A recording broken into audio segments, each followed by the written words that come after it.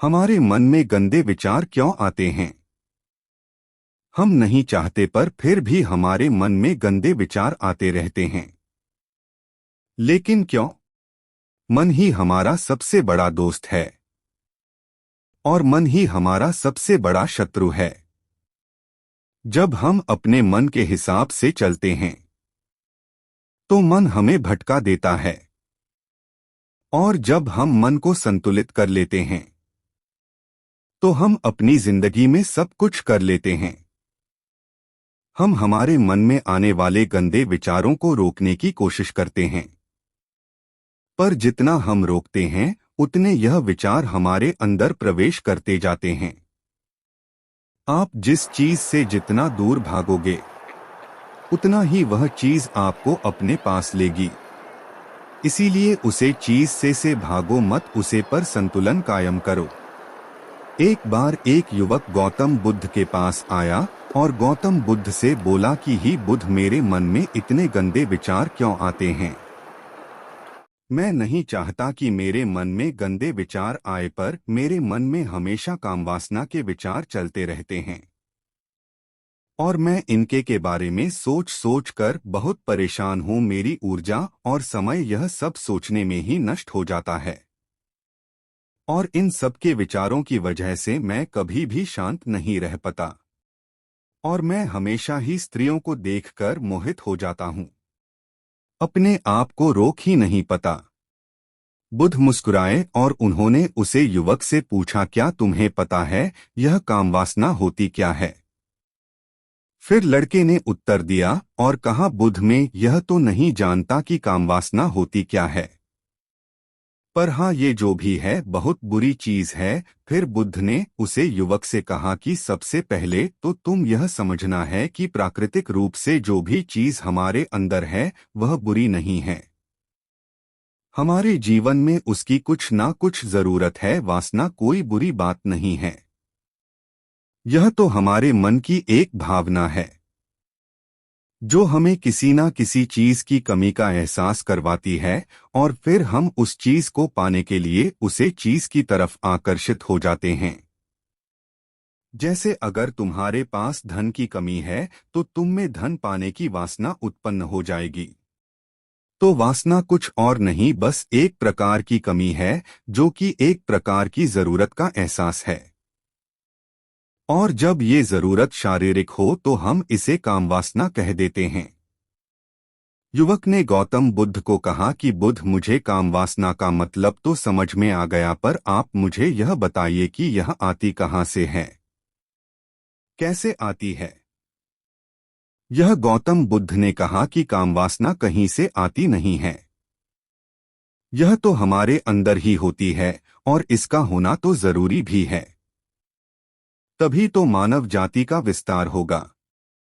युवक ने कहा, जब यह हमारे अंदर ही है और जरूरी भी है तो फिर लोग इसे गलत क्यों बोलते हैं? बुद्ध ने कहा कि यही तो समस्या है, लोगों ने कामवासना को गलत तरीके से सोच लिया है, इसे छिपाने की, दबाने की कोशिश करते हैं। कामवासना गलत नहीं है, बल्कि कामवासना का गलत तरीके से प्रयोग करना गलत बात है। लोग जिससे प्रेम करते हैं बस उसी के लिए जीने लग जाते हैं, उसे पाना ही अपना लक्ष्य बना लेते हैं और उसी के बारे में हमेशा सोचते रहते हैं। पर यह सब गलत है। बुद्ध ने युवक से कहा, क्या तुम्हें पता है जानवरों में भी कम वासना होती है?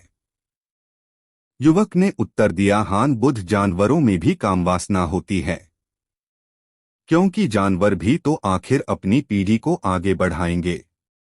बुद्ध ने कहा, तो फिर हम जानवरों की कामवासना को गलत क्यों नहीं कहते? युवक ने कहा, मुझे नहीं पता महात्मा, आप ही मुझे बताइए। गौतम बुद्ध ने कहा कि जानवर अपनी कामवासना का प्रयोग आनंद प्राप्ति के लिए नहीं करते, वह तो सिर्फ संतान उत्पन्न करने के लिए कामवासना का उपयोग करते हैं। जानवरों को प्रकृति ने इतनी समझ नहीं दी कि वह कामवासना को अपने सुख का आधार बना सके, जबकि मनुष्य अपनी समझ के बलबूते पर प्रकृति में पाई जाने वाली प्रत्येक वस्तु को अपने सुख के लिए अपने प्रयोग करता है। हम इंसानों ने ही कामवासना को अपने सुख का साधन बना लिया है, जबकि प्रकृति ने तो हमें अपने वंश को आगे बढ़ाने के लिए दिया था। लेकिन इंसानों ने इसे अपने जीवन का परम लक्ष्य बना रखा है, और इस तरह से कामवासना का बेलगाम हो जाना गलत है। युवक ने मुझसे पूछा, महात्मा जी, ये कम वासना हम पर हावी क्यों होती है, क्यों यह बेलगाम हो जाती है? तब गौतम बुद्ध ने कहा कि सुनो, अब जो मैं तुम्हें बताऊंगा उसे तुम ध्यानपूर्वक सुनना। कामवासना का सारा खेल तुम्हें समझ ए जाएगा, तुम्हें तुम्हारे सारे सवालों का जवाब मिल जाएगा। बस तुम्हें ध्यान से सुनकर समझना है। फिर गौतम बुद्ध युवक को बताना शुरू करते हैं। एक बार की बात है, एक आश्रम में गुरु और उनके शिष्य रहा करते, जिससे रोजाना आश्रम के बाहर स्थित गांव में दीक्षा लेने के लिए जाते। उसे आश्रम का एक शिष्य जिस गांव में भिक्षा लेने जाता था, उसे रास्ते में एक नदी पड़ती थी, जिससे रोज उसी रास्ते से भिक्षा लेने जाता था। एक दिन उससे ने देखा कि एक लड़का पेड़ के पीछे छिपा है। वह उस लड़के के पास गया और उससे जाकर बोला, भाई, तुम इस पेड़ के पीछे छिपकर क्या देख रहे हो? लड़के ने कहा, अरे तुझे नहीं दिख रहा क्या कि मैं क्या देख रहा हूँ? तब साइज ने नदी की तरफ देखा तो वहां पर कुछ लड़कियां पानी भर रही थी। वो लड़कियां 14-15 साल की होगी। तब से ने उसे लड़के से कहा, अरे भाई, वहां पर तो लड़कियां पानी भर रही है, इसमें छिपकर देखने वाली क्या बात है? तब वो लड़का शीशे की तरफ देखकर उससे कहता है, अरे पागल, तुम्हें दिखाई नहीं दे रहा क्या कि कैसे यह परियां नदी से पानी निकल रही है? जरा उनकी अदाओं को तो देखो, उनके कोमल शरीर को देखो, उनकी पतली कमर मटके को उठाते समय बाल खाती है, और उनके बाल उनकी कमर पर कैसे लहरा रहे हैं, मानो सुंदरता बिखरी पड़ी हो। जिससे ने फिर नदी की तरफ से कहा, और इस बार वह इससे देखता ही चला गया। अभी तक तो कुछ भी नजर नहीं आ रहा था, और वह बिल्कुल निर्भय था। उसे किसी भी बात का कोई डर नहीं था। लेकिन अब वो छिपने लगा और उन लड़कियों को देखने लगा जैसे उसने कोई अपराध कर दिया हो। और जब वो छिपकर उन लड़कियों को देख रहा था, तभी वो अचानक अंदर से कौंप गया और उसने कहा कि ये मैं क्या कर रहा हूँ? मैं जो कर रहा हूँ वो सही नहीं है, मुझे यहाँ से चले जाना चाहिए। और फिर वह जल्दी से वहाँ से चला गया। वो आश्रम पहुँच जाता है। आश्रम जाकर वो अपने कार्यों में लग गया। लेकिन जो अभी वह देखकर आया था वही उसकी आंखों के सामने बार बार आ रहा था। उसके मन में वही दृश्य चल रहा था। उसका मन वही सब कुछ देखने के लिए लड़ाई हो रहा था। उसका किसी भी काम में मन नहीं लग रहा था। सुबह होते ही वह रोज जल्दी ही भिक्षा के लिए आश्रम से निकल जाता और उसे नदी के पास वाले पेड़ के पास जाता, जहां पर वह लड़का पहले से मौजूद रहता था। उसके साथ मिलकर लड़कियों को छुप छुप कर देखता था। अब वह इससे रोज ऐसा करने लग गया।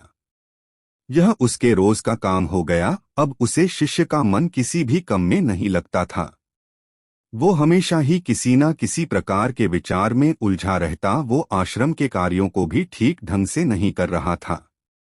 ना वो ठीक से सो पाता था, ना वो ठीक से खाना खा पाता था। उसका मन बेचैन सा रहता था। उसका मन बार बार उन लड़कियों के सौंदर्य को देखने के लिए लालायित होता था। जब गुरु भिक्षा देते तब भी उसे हिस्से का मन कहीं और विचारों में खोया रहता था। गुरु ने अपने शिष्य की इन हरकतों को बांप लिया था। तब एक दिन गुरु ने शिष्य को अपने पास बुलाया और कहा कि आज से मैं भी तुम्हारे साथ भिक्षा मांगने चलूंगा। तुम और मैं साथ साथ भिक्षा मांगने चलेंगे। तभी सज्जन गुरु को माना करते हुए बोला, नहीं गुरुदेव, आप परेशान क्यों हो रहे हो? मैं अकेला ही ठीक से भिक्षा मांग सकता हूँ। गुरु ने शिष्य से कहा कि ठीक है, तुम अकेले ही भिक्षा मांगने जाओ। जिससे तुरंत वहां से भिक्षा मांगने के लिए निकल गया। शिष्य के जाने के बाद गुरु भी आश्रम से निकल गए और शीशे का पीछा करने लगे कि वो कहाँ जाता है, किससे मिलता है। यह सब देखने के लिए उसके पीछे पीछे चलने लगे। थोड़ी दूर जाने के बाद गुरु ने देखा कि उनका शिष्य एक लड़के के साथ एक पेड़ के पीछे अपराधी की तरह छिपा हुआ है। और छिपकर कुछ देख रहा था। गुरु भी अपने शिष्य के पीछे जाकर खड़े हो गए कि आखिर उनका शिष्य क्या देख रहा है, जिसे देखने के लिए वो पेड़ के पीछे अपराधियों की तरह छिपा पड़ा है। गुरु ने देखा कि उनका शिष्य पेड़ के पीछे छुपकर लड़कियों को देख रहा था, जो कि नदी से पानी भर रही थी। तभी गुरु ने शिष्य को कहा कि तुम क्या देख रहे हो। अपने गुरु की आवाज सुनकर वह इससे घबरा गया और उसके पसीने छूटने लगे। वह थर-थर कांपने लगा, जैसे किसी चोर को चोरी करते समय किसी ने हाथ पकड़ लिया हो। उसी से की हालत खराब हो गई। वो कुछ भी नहीं बोल का रहा था।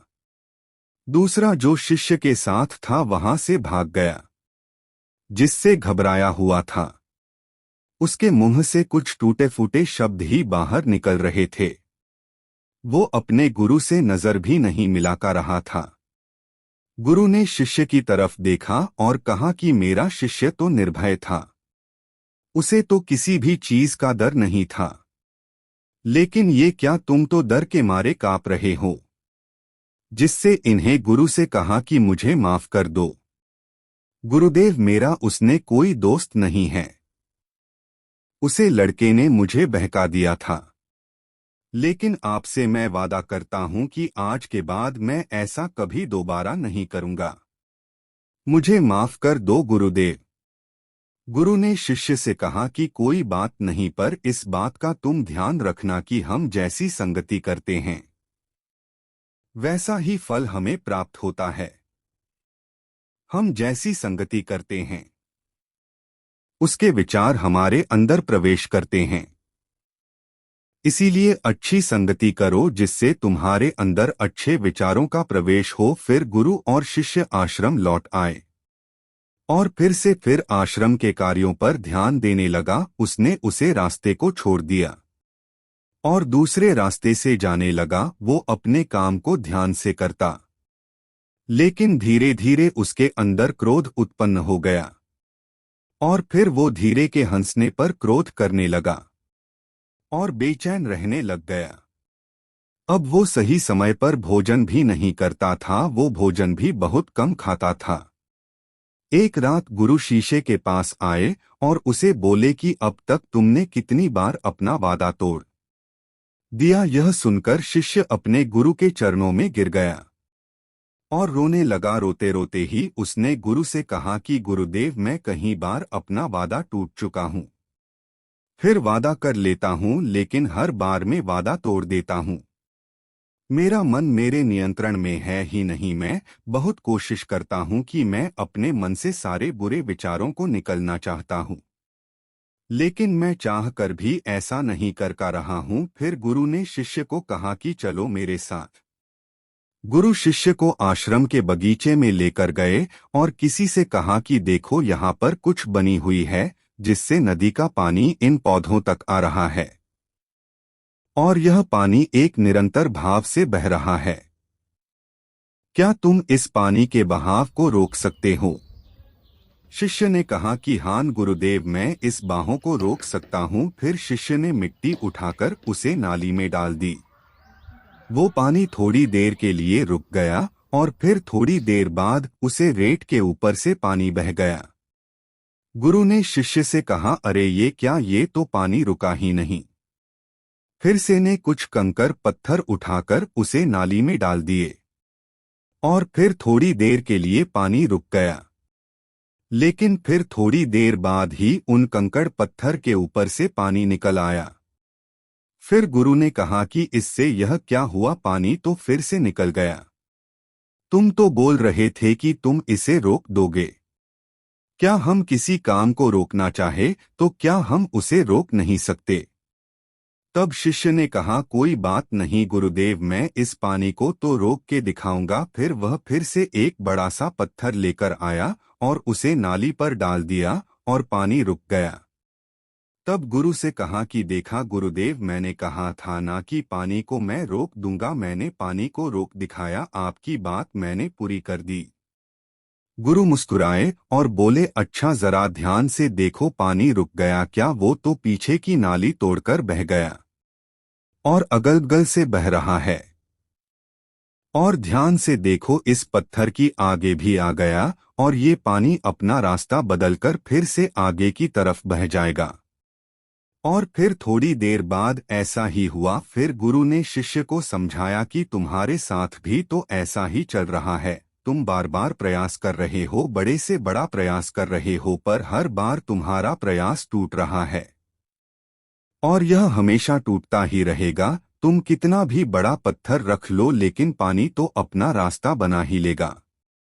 यह सब देखकर गुरु से कहा कि ही गुरुदेव, क्या कोई तरीका नहीं है जिससे मैं गंदे विचारों से बाहर निकल सकूं? और यह मेरे मन में आई नहीं। गुरु शिष्य को एक नदी के पास ले गए जहां से उसे बगीचे में पानी नहीं रहा था। गुरु ने शिष्य से कहा, वो पानी इसी नदी से जा रहा है। अगर हम यहीं से उसे रास्ते को बंद कर दें जहां से पानी बगीचे में जा रहा है, तब क्या हम पानी को रोक नहीं सकते? जिससे ने कहा कि हाँ गुरुदेव, अवश्य ऐसा हो सकता है।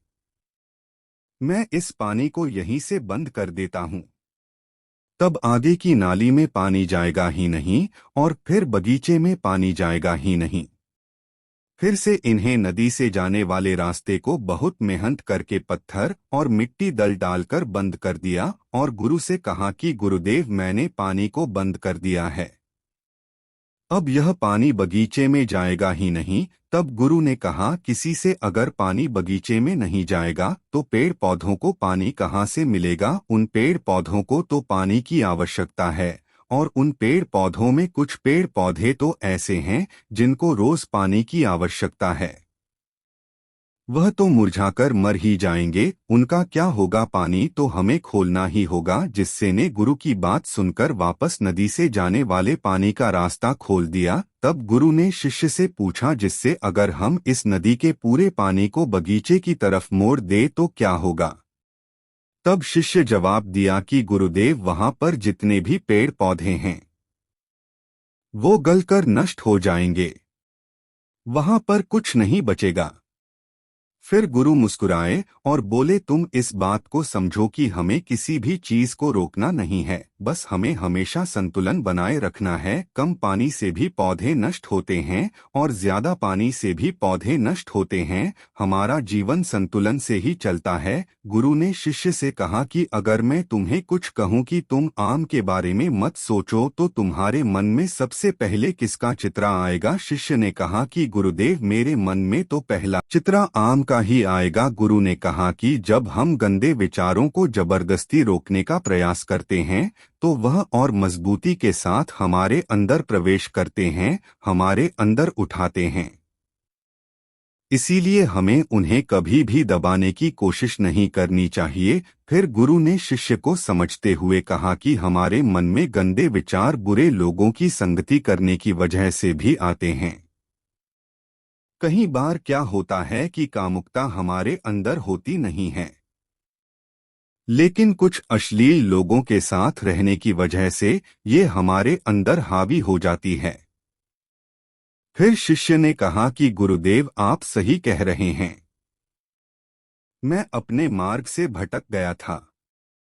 फिर शिष्य को उस रात बहुत ही चैन की नींद सोया। सुबह अपने कार्यों को पूरे मन से किया और फिर सुबह वो भिक्षा लेने के लिए उसी रास्ते से गया जहां वह लड़का आज भी पेड़ के पीछे छुपकर उन लड़कियों को देख रहा था। वो शिष्य नदी पर गया जहां वह लड़कियां पानी भर रही थी। उसने उन लड़कियों से पानी मंगा। उन लड़कियों में से एक लड़की ने उसे पानी पिलाया और उसे सन्यासी शिष्य के चरण छुए। शिष्य ने उसे आशीर्वाद दिया कि तुम्हारा कल्याण हो, जिससे का मन सकारात्मक ऊर्जा से भर गया। उसके चेहरे पर मुस्कान आ गई थी, जैसे कि उसे कुछ खोया हुआ वापस मिल गया हो। वह वापस अपने रास्ते से जाने लगा। तभी पीछे से वह लड़का आ गया जो पेड़ के पीछे छुपा हुआ था। वह शिष्य के पास आया और बोला कि क्या बात है, आज तो तुमने नजदीक से दर्शन कर लिए, तुम तो मुझसे भी आगे निकले।